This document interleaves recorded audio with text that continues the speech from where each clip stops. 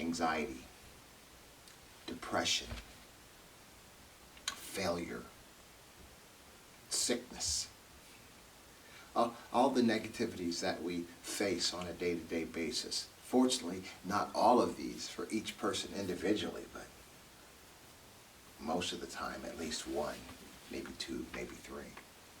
So we're going to talk about today how to defeat unwellness, okay? How to embrace success, how to embrace victory. And that might seem like a bold statement, a bold undertaking that might even seem impossible.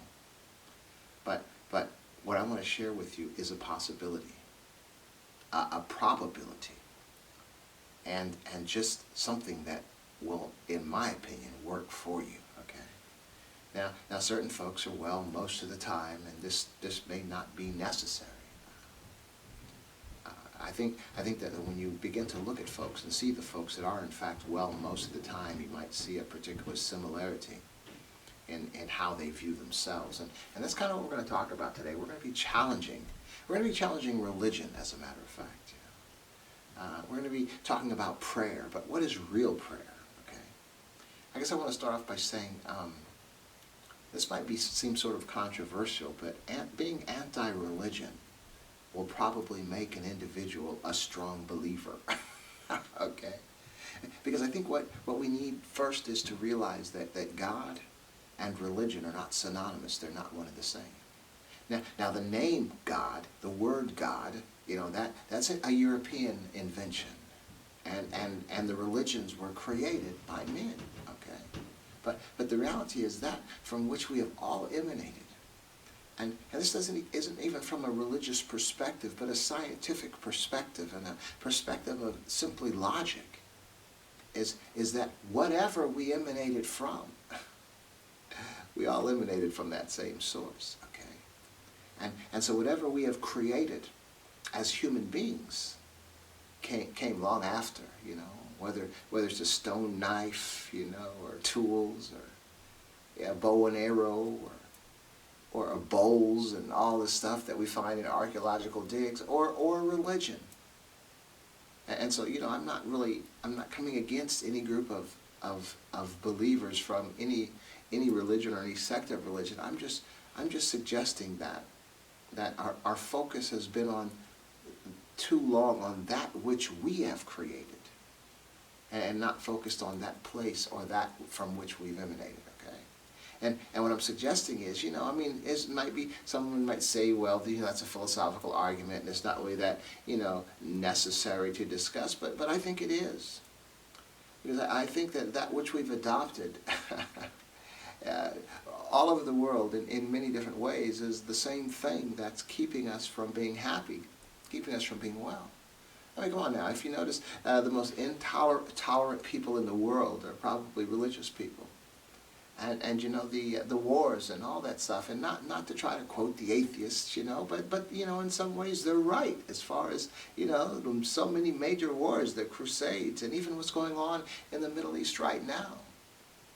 And admittedly, the religion is being used by folks who have power interests and are simply manipulating people who they recognize simply and wholeheartedly believe in certain religions, even in this nation.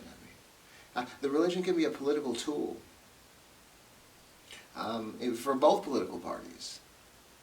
The love and that we should have one for another. Is the primary ideological relationship that one particular party has with religion. But the other side is killing little babies. And a whole bunch of other things that they seem to relate to, as far as religions go. So what I think we should bypass the middleman. Okay, when you realize that we've emanated from a source so many millions, hundreds of millions of years ago, and on the other hand, we have these writings and these traditions and beliefs that were created at the hands of men, the creation, however. That to realize that we may have been off, and I'm just suggesting, like in anything, okay, that if you're okay nothing is an issue. But the question is, look at your life carefully. Look at you. Look at your psyche. Look at your mind, and look at your body. Look at your finances. Look at your relationships. Look at your health. Are you ideal? Probably not. And have you been trying to become more ideal? Probably. Is it working? Probably not. So I think sometimes we get fooled because each of us have strengths, okay? And when we focus on those strengths, we think that we have it going on. No, you're just functioning in the area of your strength, okay? And so if you want to really, really begin to judge yourself, and I don't mean harshly, but I mean judge yourself to determine if there's some work that we need to do, or if there's some possibilities of increasing our wellness to be better. We have to begin to look at ourselves critically, okay? Don't look at your strengths, Look at your weaknesses, okay? You could be the CEO of a company and be slaying it, just making all the right moves, but your health could be jacked up. What's up with that? So, but if we just focus at this, I remember there was a Mexican comedian years ago, I think back in the 60s. His name was Jose Jimenez, and he was like really funny. And he was taking on this character of a military person. And he said somebody asked him, why do you have all of your stripes? He had his military uniform on. He said, why do you have all of your stripes, the left arm and the right arm? Why do you have all of your stripes on one side? He said, because that's the way, if he faces the people he wants to impress. And that's what we do sometimes. I mean, we just give folks our best side, and we ignore our weak side. And that's not healthy. That's not wellness. And we're not happy, and we're going to find that today. And what I want to suggest today is the answer is in self-affirmation, okay? Now that could be seen as a secular term, okay? But the religious term, to me, is prayer. And you said prayer, prayer, isn't prayer, like praying to God or something? And I want to suggest that, we might want to take a closer look at that. Hold on. Oh, it's getting dry.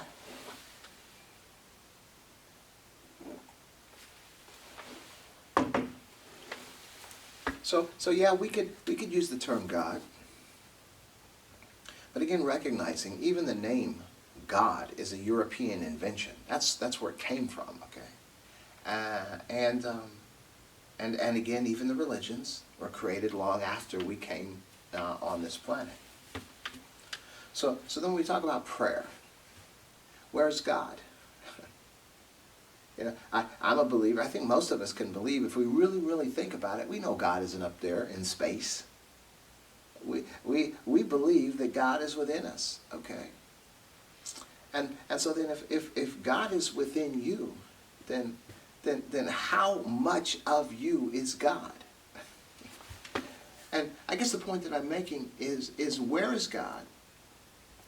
God is in you. And if God is in you, where in you is God? And so my suggestion then, and maybe to make it easier to consider, is it's sort of like your kid.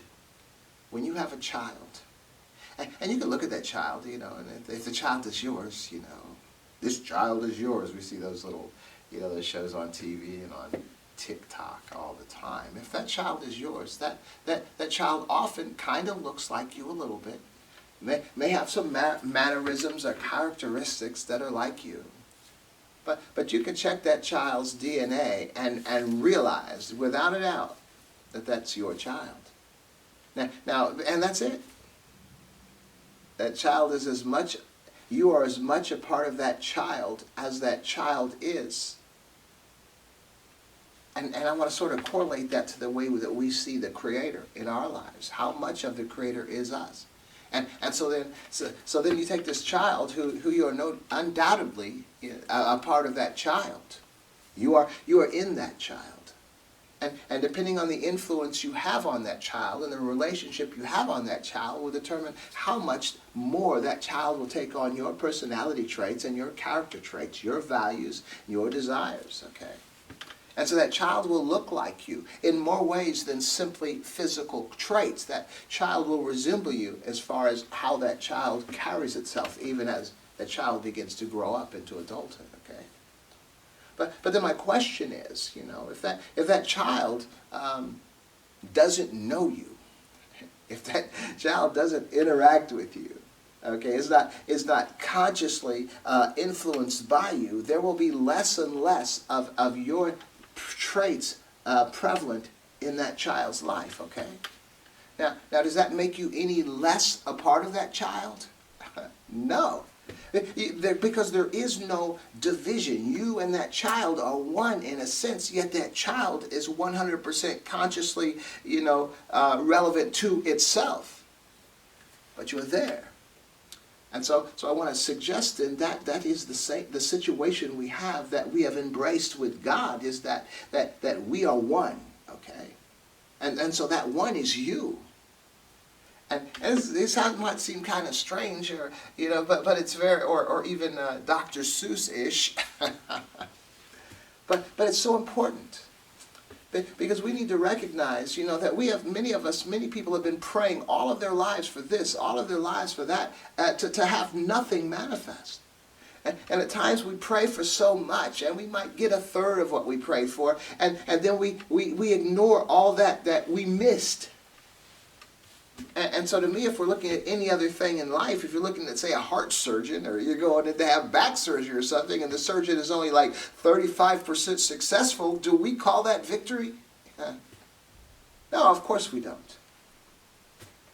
So what I'm going to suggest today, it is very important to begin to hone in on the fact that we are one with God, okay? And that the religion itself, it does not bring us access to that which we are already one with, whether we realize it or not, okay? And why is this important, Martin? I think it's important because even in Scripture, we read that God is referred to in certain places as I am, tell them I am sent you, I am. So God refers in Scripture, as we read, to I am, okay? And that's what I want to hone in on, because I am. And now, if the name of God, and the name of God is to reflect the attributes or the whole of God, and we are given to understand I am, and we logically recognize that God is a part of us, then if I'm not feeling well, and I want to be well, I can't go around believing that I am sick. I am, God, is never sick. I am is the well part of you. The well part of every human being, whether they are religious or not, whether they are believers, whether they're atheists, no matter what they have embraced, I am is as much a part of every individual as they are simply of themselves. There is no difference. And so what I'm suggesting, the key to wellness, to success in every aspect of life is prayer. And prayer / affirmation. And it's affirmation because, some people say, you gotta remind God, really? Do you really believe you have to remind God? Of course not. Some say, you gotta quote scriptures back to God. You think, really? You need to quote scriptures back to God? Why is that? It doesn't even make sense.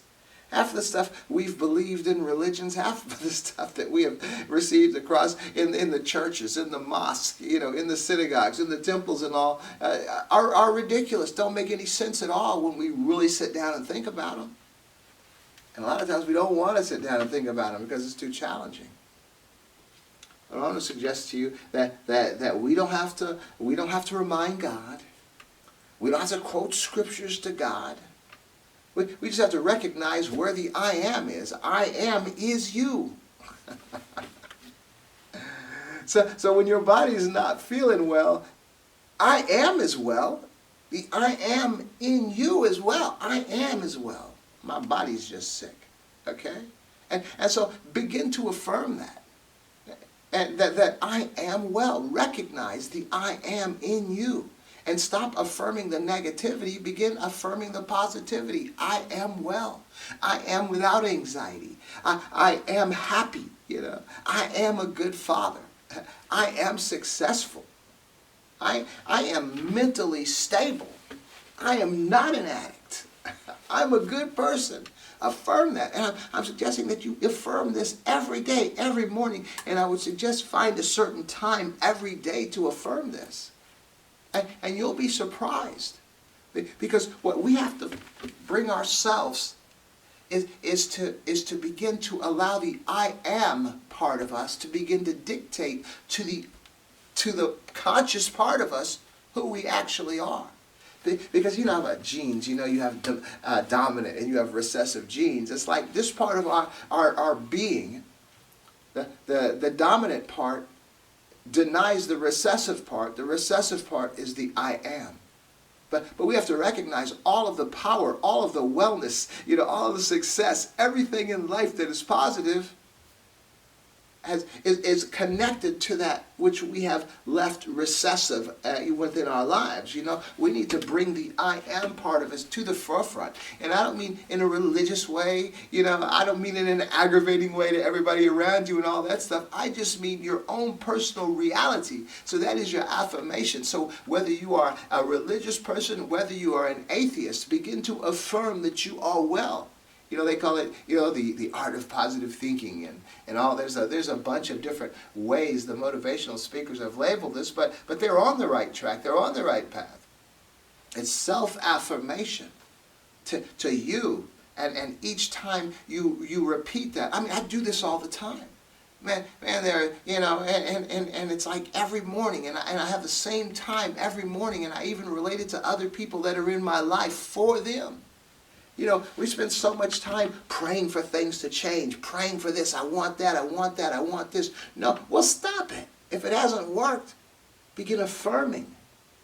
I have this.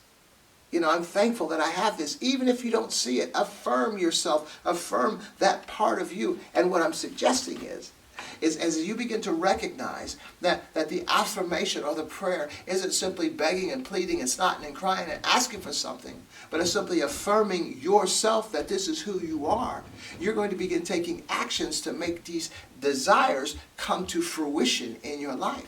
See, when we're just used to sitting around begging, pleading, snotting, and crying, you know, we have simply absolved ourselves of the responsibility to take the steps necessary to bring this thing to fruition. But as you begin to affirm yourself, affirm this is who I am, this is who I am, then you will be taking the steps to make sure and bring this, because what's happening is the I am part of you is now beginning to get in control of the rest of you and to take the lead, becoming dominant rather than recessive. And the I am part of you, recognizing that it is your responsibility, recognizing that you are affirming yourself, is then going to be taking steps to get yourself better. See, I don't believe that one of the problems we have is we wait until we are jacked up. We wait until we are sick, and then we start praying. Or we start affirming, okay, in my perspective. We should be affirming ourselves every day when we're not sick, you know, that I am well. I am healthy, you know, I am happy. I am successful. I am not an addict.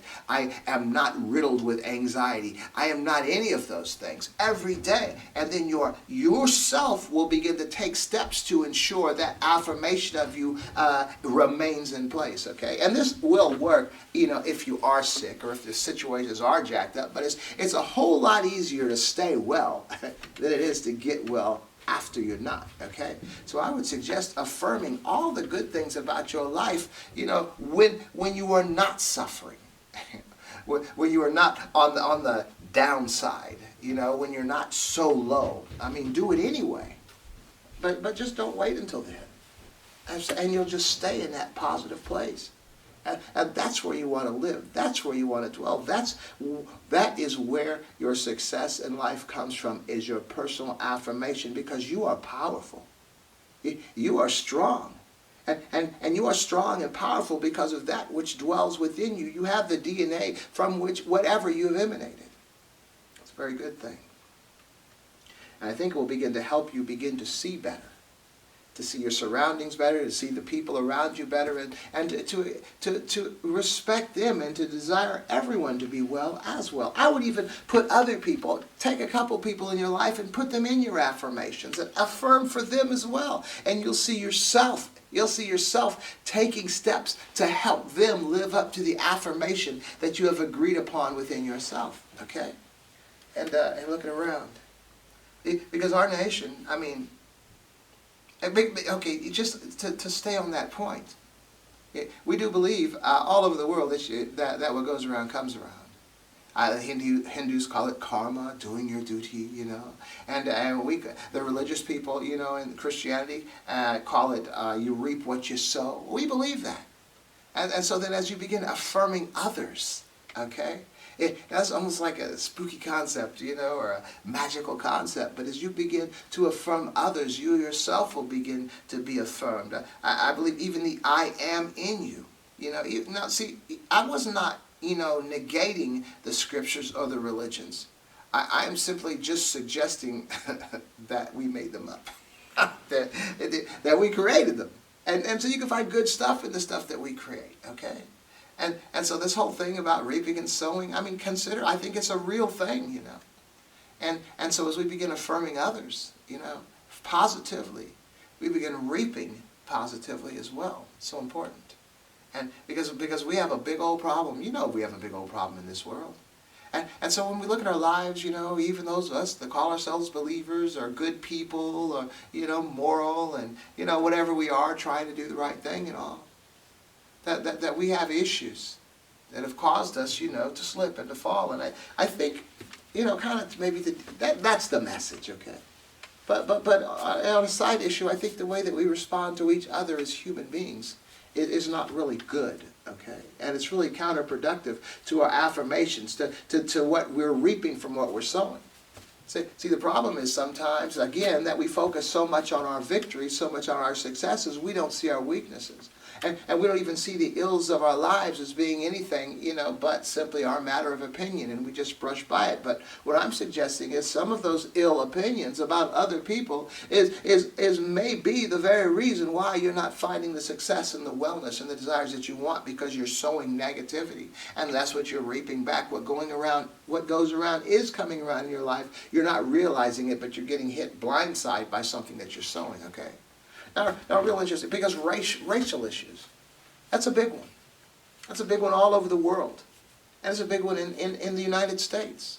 It's always been one. From the indigenous people, you know, that were genocided and relegated to particular places, you know, and the entire land was theirs. Or the Africans that were brought into this nation and totally enslaved and totally treacherously and heinously treated. There is reaping for that. What goes around does come around. In our nation, as great as we might believe it is, we have some serious dysfunction here, and a lot of people are suffering. I think that's what we find in the political arena. So many folks out there, let's make America great again, you know, all this stuff, just in a faint hope or attempt or even a justification of one's own illness that it's not our fault. What happened, it's their fault. You know, everybody's doing that. It's their fault. It's somebody else's fault. Nobody's looking at themselves. We need to critically look at ourselves, critically judge ourselves, and begin to receive the culpability that is due us as individuals. Now, regarding the racial situation, we have this thing called white privilege, you know, and a lot of white folks get uptight about it and want to deny it. And a lot of black folks deny it too. And I don't deny it. I believe that there are some benefits in a nation such as ours, from being white folks, you know, simply because of the genesis of this nation. And we just need to recognize that, you know, and begin to see the illness that has been birthed within this nation, that has sort of relegated us not to total wellness because of the issue of not really affirming, you know, our brothers and our sisters, regardless of what we look like, okay? And I'll tell you something, maybe it's a side, it might be a little humorous, you might think that, but I was thinking about the Europeans. I was thinking about the white Europeans and a lot of the diseases and the sicknesses that seem to permeate, you know, those folks. And you know, I'm not talking about the physical viruses and issues that we take upon ourselves because of our actions. You know, like in the black community, there might be diabetes, there might be high blood pressure, there might be all this stuff from the things that we are partaking, you know, like the certain types of foods, no exercise, and the lifestyles that we live and all that stuff. But I'm saying from a genetic perspective, there are a lot of issues that European white folks have, you know, based on their history. You know, I was considering the other day, like hemophilia and a lot of the issues that seem to permeate that community simply naturally has a lot to do with the inbreeding that the Europeans, especially the European monarchies, you know, partook simply to keep the wealth and the riches and the power within the hands of their own family. And what we're going to find is, like, hundreds of years of that, and generations, there have been extreme physical issues that many people, beginning with the monarchy, had to deal with because they were marrying their brothers and their sisters and their cousins, okay? And so now you're talking about 1,000 years later or more. These sicknesses are genetically transmitted throughout the European bloodline. I mean, recessive often, so folks are not seeing those issues, but as well dominant. Many of the issues and sicknesses that they carry are a result of that inbreeding that was going on for so many years, because if it's good enough for the monarchy, it's good enough for the rest of us. So when we look in places like some of the Kentuckys and the Tennessees and like places all over the United States, where a lot of the descendants of Europeans are still participating, you know, in that inbreeding, they didn't invent that. That came over from Europe, and it's continued in this nation today. So now I have a theory. I have a theory, because even the United States especially, you know, so a lot of the European descendants of Europeans, white folks that are walking around in this nation are carrying these genetic maladies simply because of the lifestyle of their ancestors in Europe and here in the States. And what I'm suggesting is, you know, as much as many of them have an issue with black people, or are enjoying their privilege, even those that embrace black people, they still enjoyed their privilege from the time they came into this world, is that the only cure for the wellness of these descendants of white Europeans is to begin procreating with black folks, procreating with people of color who do not have these genetically transmitted diseases that were created over in Europe. And in time, in the intermixing and the interbreeding of people of color with these white folks, those genes, those melodic genes will begin to dissipate, will begin to disappear, but after generations and generations of mixing the races. I told this one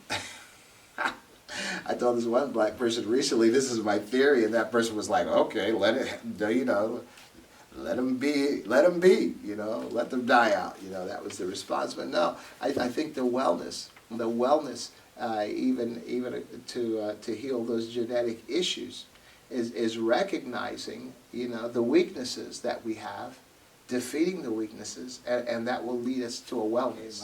The only way to cure the issues, you know, in the white race, that the issues that they've inherited from their European ancestors, is mixing, you know, procreating with people of color, and to eventually rid ourselves of the melodic genes. Okay. Now what it'll also rid you of is white people, because as we go generationally mixing, we will in fact rid that bad gene, but there won't be any more white people left. Which, you know, there'll just be a nice caramel colored population, you know. Well, anyway, that's my thought. I think as we begin to recognize the necessity to affirm ourselves, we'll begin to realize and consider reasons how we can make our situation better. And so, like in life, you know, if we're sick, it'll be the type of foods that we eat, and maybe the exercises that we need, you know. If it's about finances, we're going to begin to realize that we're blowing our money here, blowing our money there. We're just spending too much money on things that are insignificant. And we're going to get into education, and we're trying to better our jobs and be an example before our kids so they can be better as well. You know, whatever our issues are, if we're suffering at work, you know, we're on the wrong side of the consternation from management. Maybe it's our fault. Maybe we can straighten up just a little bit, act a little bit different. Man, I know I came toe-to-toe with somebody recently, and I was thinking, you know, I just handled them nicely, and it was cool. But if I'm Martin now, if they had been interacting with Marty from years past, that end result would have been a whole lot different. We just, as we begin to affirm that which we are, which may simply not be manifesting in our life at the moment, we'll begin to realize the steps that we need to take to become what we desire to be. We'll take those steps, and that affirmation will come to fruition, will come to a reality right before our very eyes. How's that? You could affirm your kids. You could affirm your kids, the things that you want your kids to be, the things that you want your kids to do. But the action then that you'll begin to embrace is recognizing that you need to be the example of what it is that you want them to be. Man, I know my family, they really, I've been eating healthy and exercising for over a decade now. And there came a point where initially I was like suggesting, you need to do this, you need to do this, you need to do this. Finally it was like, forget it. I'm not going to mention that anymore, but I'm going to do it. And as you begin to do it, it looks more attractive to them. So you can affirm them, and the actions that you will take will be to live your life in a particular way, so that your affirmation for them will come to fruition because of the influence that your life action has on them. How's that? So it's all about affirmation. Prayer, I call prayer, should be affirmation to the I am in you. I am everything that I need to be. Okay? How's that? And whatever your issues are, just, I am not that. I am this. Every day at the same time, every day, affirm it. That's the one thing when we look at Muslims, I think they have like the prayer, like 5 times a day, different times of day and all. And I don't even know if they realize this. What is really the purpose of that? You can say, well, the purpose is honoring Allah. No, the purpose is self-affirmation. The purpose is, come on, man, you do the same thing 5 times a day, every day. Come on, man, that's going to be a real, real part of you. That is the template right there for success, is prayer / affirmation. And eventually, when you begin believing it, it will begin to manifest in your life. How's that?